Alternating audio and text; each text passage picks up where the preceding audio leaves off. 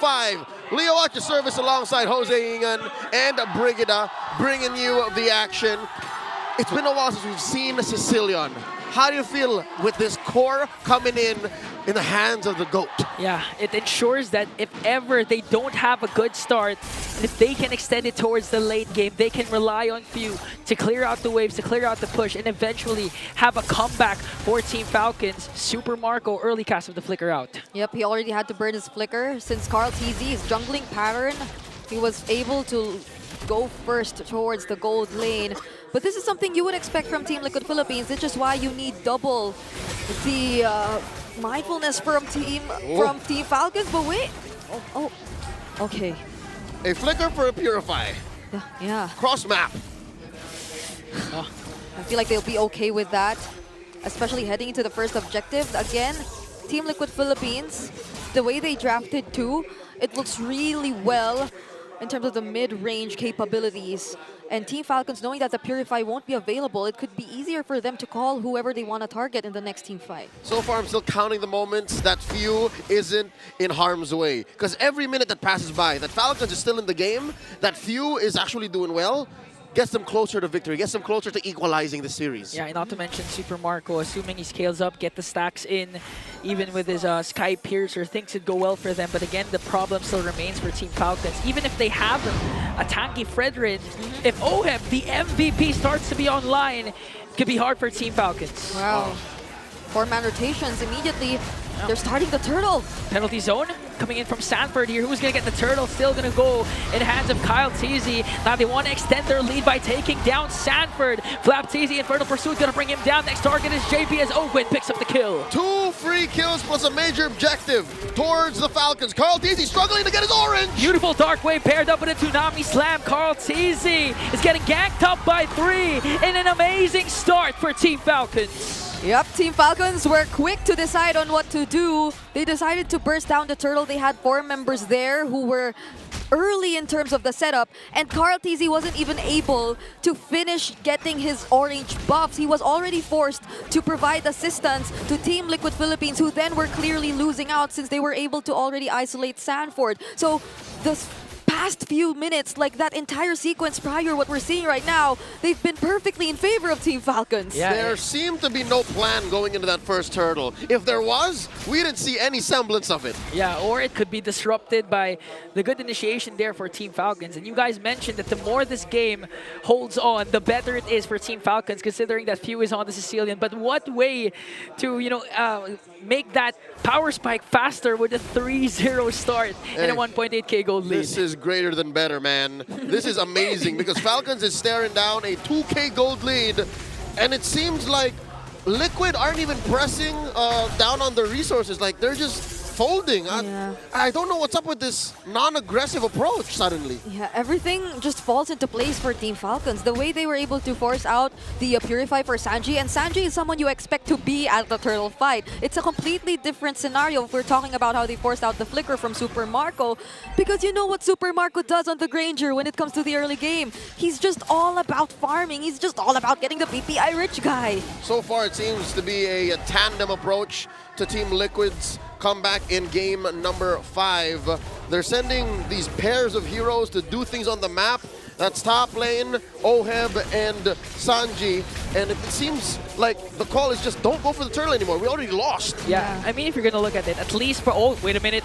There's going to be a Tsunami Slam, but it was Sanji, and Ogwin counters out with his own Tsunami Slam as Kyle TZ enters in with the Energy Eruption. Sanford jumps in with the penalty zone. Ogwin quite low, so he has to back off. Kyle TZ trying to soak up the damage, but he's getting stunned out by 4 members. He was able to dash in, but Sanford with a final blow to bring off Kyle TZ. It's so similar to what happened earlier, except it's more successful this time. Carl TZ resuming the purple buff he had to let go of just to provide the damage for Team Liquid.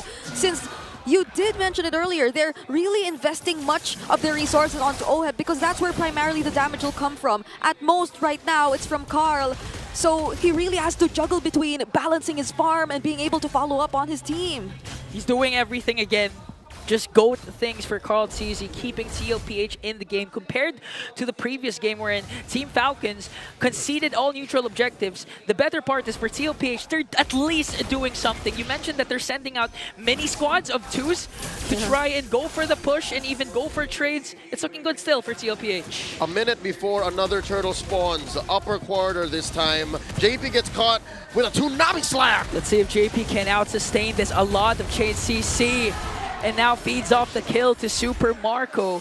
A conceal to speed things up and try and go for the top lane turret as Mpl-Ph zones out Sanford. That's tough. You can't be spotted using the back shield unity. Once they find you doing that, they just cancel it. Go for the commit, because there's no way for JV to escape those kinds of scenarios. He's only on the Revitalize, so he can be a potential easy target for Team Falcons when they're always grouped up together. That's the hard pill to swallow, is the Baksha has no out. He has an in, clearly. The Baksha Unite, the Revitalize, but no way out, so you have to be careful. So far, still approaching 3K ahead, about the same spot we saw Falcons last 2 or 3 minutes ago, and that translates to about 1,000 between Oheb and Marco. Mpl-Ph looking to isolate Flat, but he's too chunky. Yeah, old teammates having a 1v1 down bottom as Mpl-Ph works on this turtle. Now Team Falcons will be able to respond there.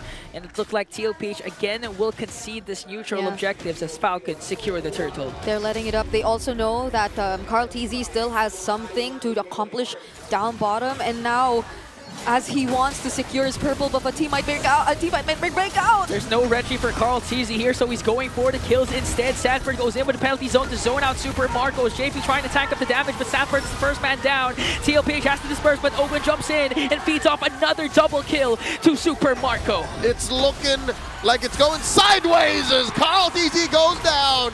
Super Marco going with a triple. Triple kill for Super Marco. Even expended the flicker to make sure he catches Mpl-Ph.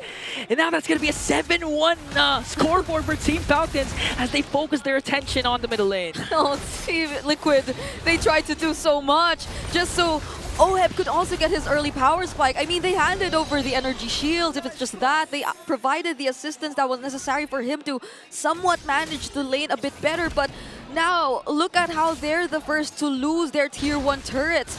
Look at how he's now 2K behind Super Marco with that 4-0 KDA. Marco chasing down Liquid like they owe him money. Currently at about 400 stacks, 40 Skypiercer stacks as well. It's an unbothered game for Super Marco, not to mention for Few. Yeah, Few's having the time of his life. He's the late game insurance that they need, even if they're not even sure if it's going to reach the late game with how things are going for Team Falcons. Owen also, almost all his setups are connecting and transitioning not just to kills, but to objective takedown. That's why all first-tier turrets, as you mentioned, are gone for Mpl-Ph. Yep, they have so many ways to start things up, but they have so many unanswered problems. Now that, or if ever they do decide to engage in a fight, if ever JP decides to jump on someone, that's not gonna be Few. There's no way it's gonna be Few, not unless he puts himself in a dangerous position. It's always gonna be either Flap Kyle or Ogwin, and these are targets who can immediately go for the punish. Not to mention Few has his Purify off of cooldown, so if ever, some way, somehow, 40 or JP find him, it's a simple battle spell, ult, walk away. Free Lord here, going over to Falcons as top lane just gets stolen away by Liquid. It's the only thing they can do. Yeah, at this point, Mpl-Ph is happy with that. They didn't overcommit and try to go for at least kill trades for that Lord take after Team Falcons got in. At this point, they were able to push down at least one turret up top. But the problem remains as a 5K gold lead for Team Falcons. Yep. They'll have to defend this upcoming Lord.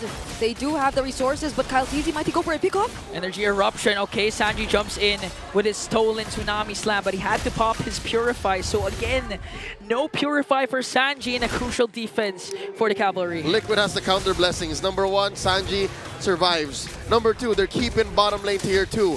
Number 3 is they're making good time here to defend the Lord. They'll have to sacrifice his tier 2 up top, holy defense in mid, but that's all in the face of inevitable defeat. Whoa. Falcons are slowly rolling up inside their base. Yeah, interestingly enough though, I think this is something you would expect in a Joy Fredrin matchup.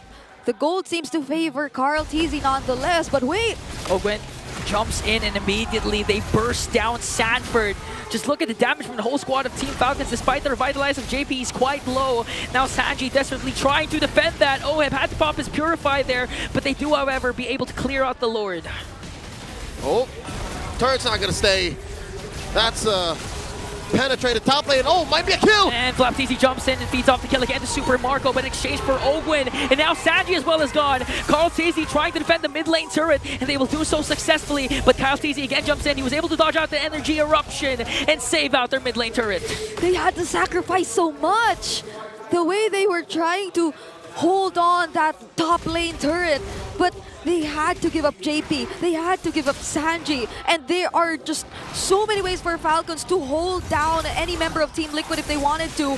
So few is just too free. Mpl-Ph, Winter Crown play mid-air to try and save himself as Karl'Tezi jumps in again and catches Sanford. Super Marco delivering the bullets. JP quite low, Death Sonata, but Super Marco stops there. That was just a warning shot. Here's the painful truth. Liquid aren't even halfway ready to pick a fight with Falcons. You saw how Oheb was just struggling to stay in that fight throughout the pinwheel, throughout the ult, and nothing. Falcons just kept walking up. It's another conceal from Ogwen too. He doesn't have the flicker, but that's already enough. So they could zone away the members of Team Liquid and take down this mid lane turret. So whatever they were trying to defend and hold on to, one by one, they're slowly disappearing from their eyes. 8K. Now Falcons looking at an 8K gold lead with the Lord spawning in the upper quarter. I don't know. All right, we've seen crazier things happen in the playoffs, but Liquid, it would be wise not to try and contest. Yeah, I mean, crazy things happen, especially if Sanji has his hands on the Louis, but in this case he has a Valentina that most of the time can only get the Tsunami Slam. Now JP again being the main target of Team Falcons, already committed the Tsunami Slam onto him as Super Marco bursts him down. Sanford from the back, they might be able to catch down Few, but Super Marco picks up a double, a kill onto Few, but a triple from Marco. OM answers back, a double for the MVP, and that's gonna be a 4-for-3 trade. That's a bargain for Team Liquid Philippines, and this puts them in a position wherein they're confident that Falcons won't burst the Lord. There's nobody there to take it. Yeah, and at least it was enough time bought for Team Liquid Philippines. At that point, they were forced to attack because Ogwin already committed the Tsunami Slam to JP. Yep, and you're starting to see the pattern. So far, now that Team Liquid Philippines, they're starting to feel the damage from Oheb. You cannot simply go for JP whenever you wanted to. You have to take into account wherever the other members of Team Liquid Philippines are, because Oheb can just throw out those shurikens and just deal the damage, especially towards the other members of Team Falcons. And that's also including Karl'Tezi, who can just dash through everyone and go to whoever he wants to target. Okay, maybe 5 minutes ago they weren't halfway. Now they're approaching that point. Oheb hurts. Lord, now at about a fourth of its health, a fifth, and it gets a soft reset. Karl'Tezi lets it go. Let's see if Mpl-Ph can put out a miracle here up against Team Falcons. They were able to dwindle down the lead of Team Falcons. Sanji quite low, so he has to back off. They're bursting down the Lord. Mpl-Ph concedes. Yep. They can't risk it. Sanji was too low. And if Team Falcons did force out a team fight, which is possible that they do, it's likely that they do, since they have to. They already took note of how Sanji was already poked down, then it could have been worse for Team Liquid. They barely have any turrets remaining in their base. And now all they have to do is hold on to their defense capabilities. Literally just one turret, bottom lane.